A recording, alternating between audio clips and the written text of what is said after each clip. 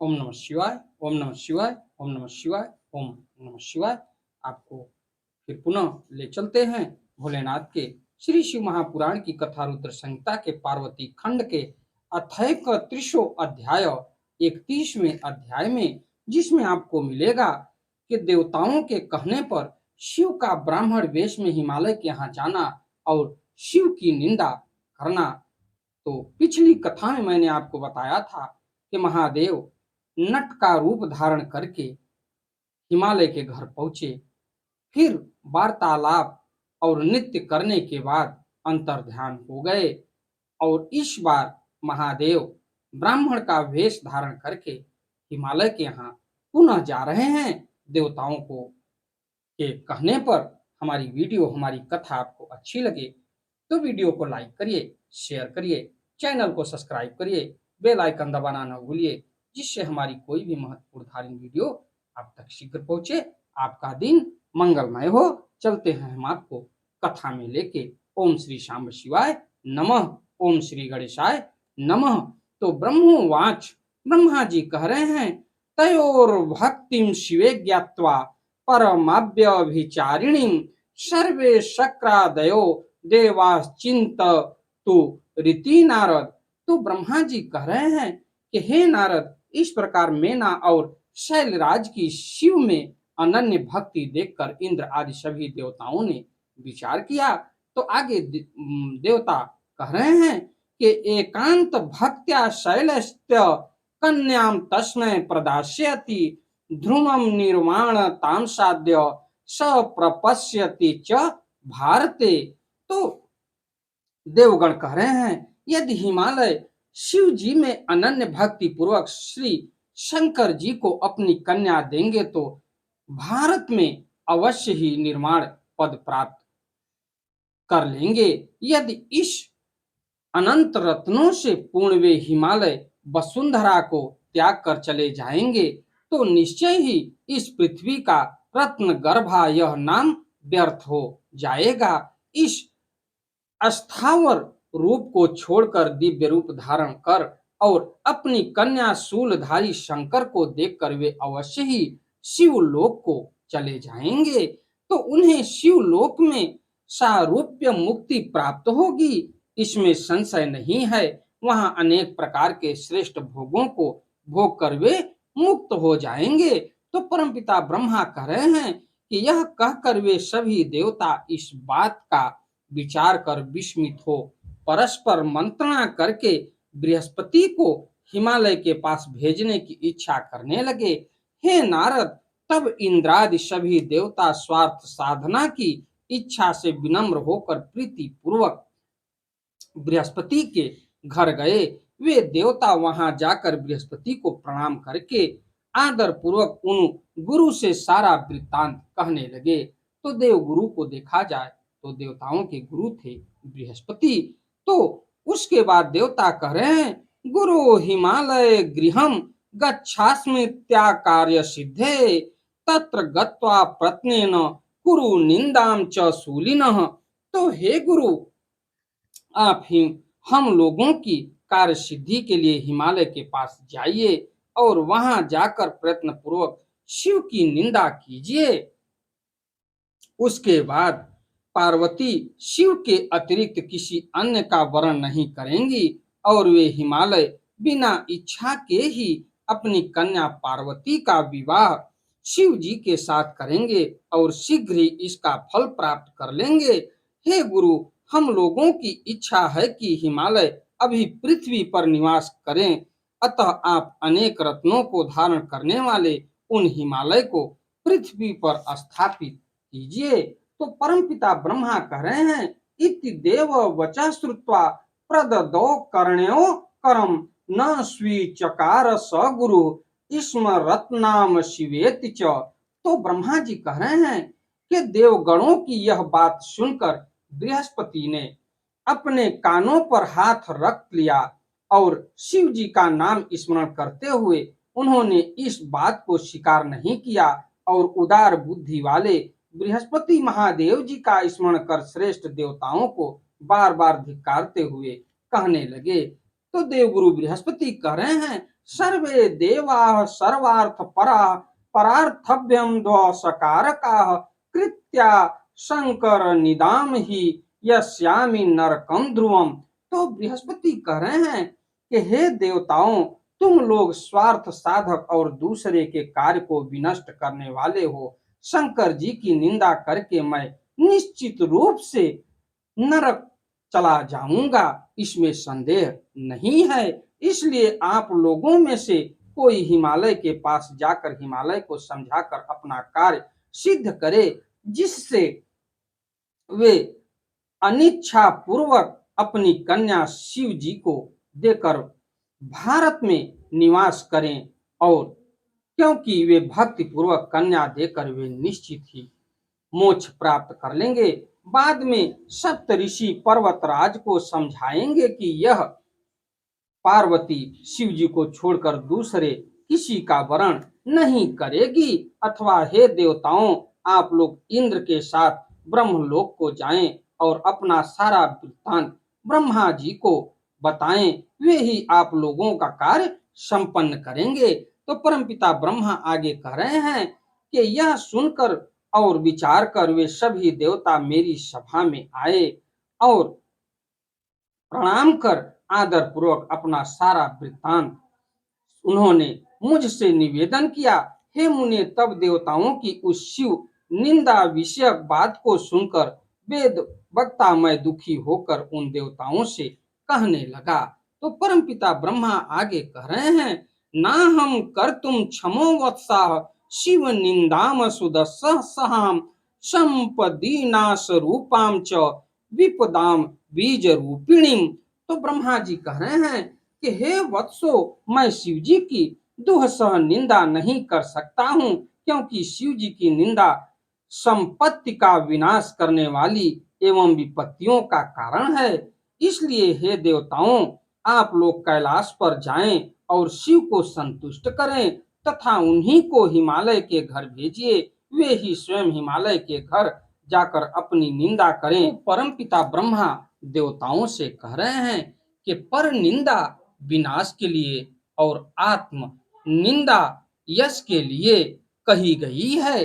तो आगे ब्रह्मा जी कह रहे हैं कि वे देवता मेरी बात सुनकर प्रेम से मुझे प्रणाम कर शीघ्र ही शैलराज कैलाश पर्वत पर गए, जहां भोलेनाथ निवास कर रहे थे। कि कैलाश पर्वत पर जाने के बाद उन लोगों ने सारे देवता मिलके भोलेनाथ की स्तुति की और भोलेनाथ को प्रसन्न करके भोलेनाथ को ही हिमालय के यहाँ जाने के लिए निवेदन किए। तो वहां जाकर शिव जी को देखकर सिर झुकाकर शिव जी को प्रणाम करके हाथ जोड़ के वे सभी देवता उन शिव जी की स्तुति करने लगे।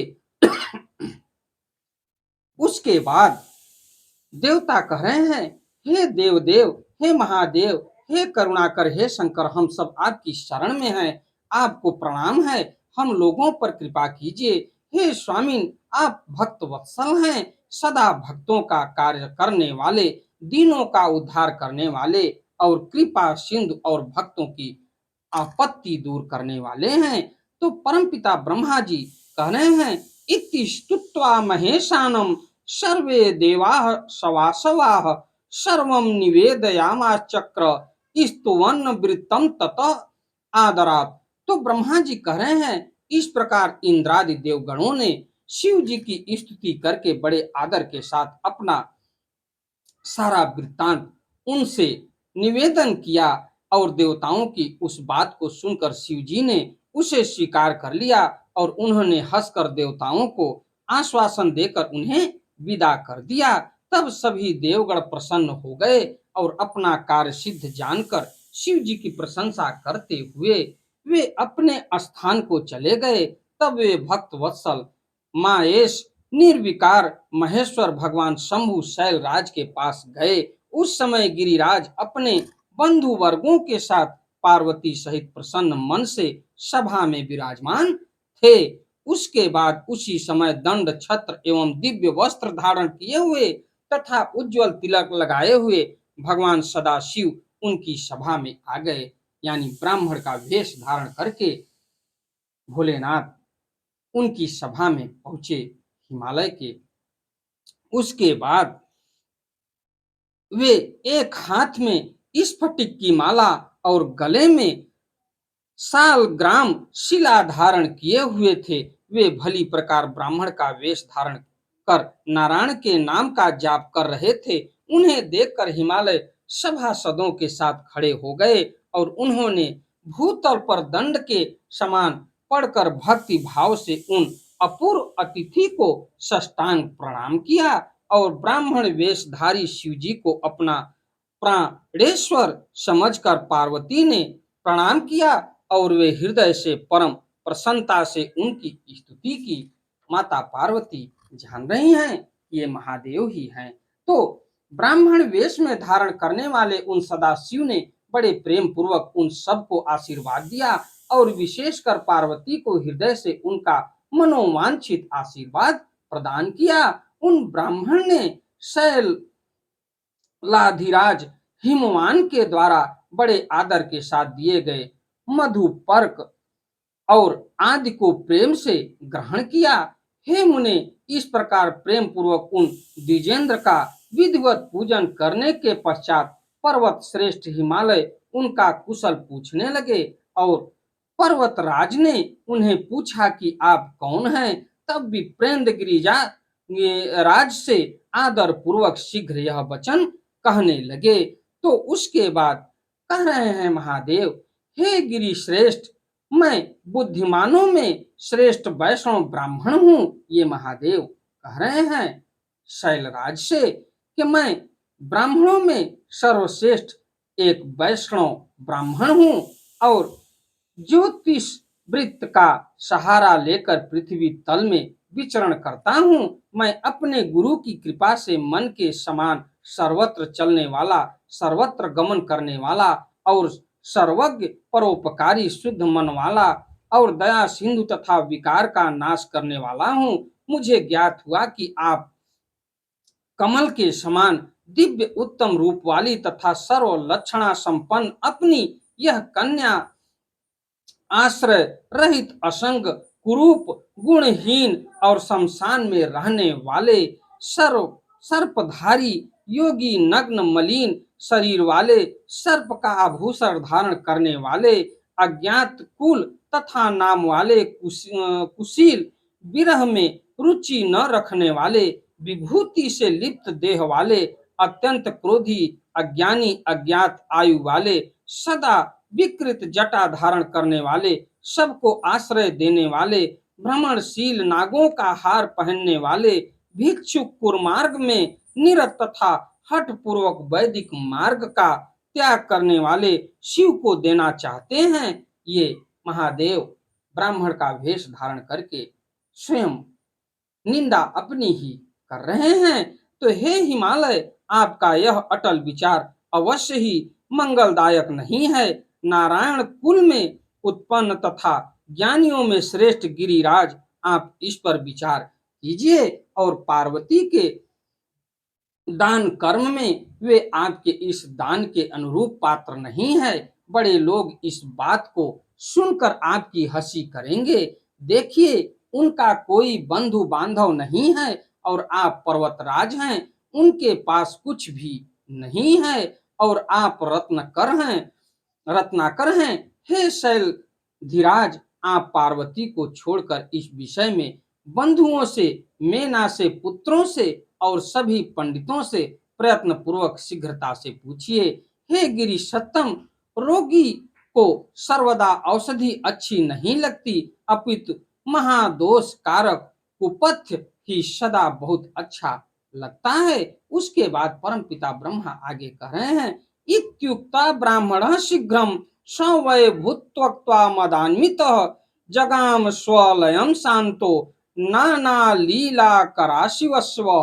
तो परमपिता ब्रह्मा जी कह रहे हैं, ऐसा कहकर नाना प्रकार की लीला करने वाले विप्र रूप शिव प्रसन्नता पूर्वक भोजन कर शांत चित्त हो शीघ्र अपने घर चले गए। इस प्रकार से इति श्री शिव महापुराणे द्वितीयायाम रुद्र संहितायाम तृतीय पार्वती खंडे शिव माया वर्णनम नामक त्रिशो अध्याय इस प्रकार श्री शिव महापुराण के अंतर्गत द्वितीय रुद्र संहिता के तृतीय पार्वती खंड में शिव माया वर्णन नामक 31वां अध्याय पूर्ण हुआ। हमारी वीडियो, हमारी कथा आपको अच्छी लगे तो वीडियो को लाइक करिए, शेयर करिए, चैनल को सब्सक्राइब करिए, बेल आइकन दबाना न भूलिए, जिससे हमारी कोई भी महत्वपूर्ण धार्मिक वीडियो आप तक शीघ्र पहुंचे। अगली कथा में मैं आपसे मिलता हूं 32वें अध्याय में, जिसमें आपको मिलेगा कि ब्राह्मण वेशधारी शिव द्वारा शिव स्वरूप की निंदा सुनकर मेना का कोप भवन में गमन और शिव द्वारा सप्त ऋषियों का स्मरण और उन्हें हिमालय के घर भेजना, हिमालय की शोभा का वर्णन तथा हिमालय द्वारा सप्त ऋषियों का स्वागत। तो आगे की कथा में मैं आपसे मिलता हूँ। चलते चलते एक बार प्रेम से बोलिए ओम नमः शिवाय, ओम नमः शिवाय, ओम नमः शिवाय, ओम नमः शिवाय, ओम नमः शिवाय। धन्यवाद।